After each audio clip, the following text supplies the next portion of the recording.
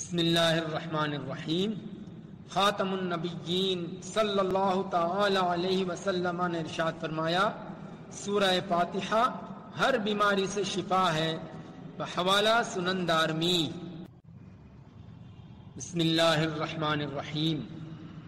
خاتم النبیین صلی اللہ تعالی علیہ وسلم نے ارشاد فرمایا، سن لو، جھوٹ بولنا اور جھوٹی گواہی دینا بڑے گناہ ہیں، بحوالہ صحیح بخاری۔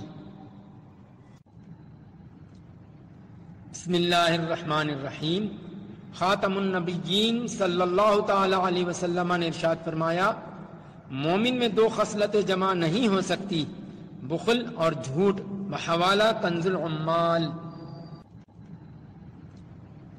بسم اللہ الرحمن الرحیم۔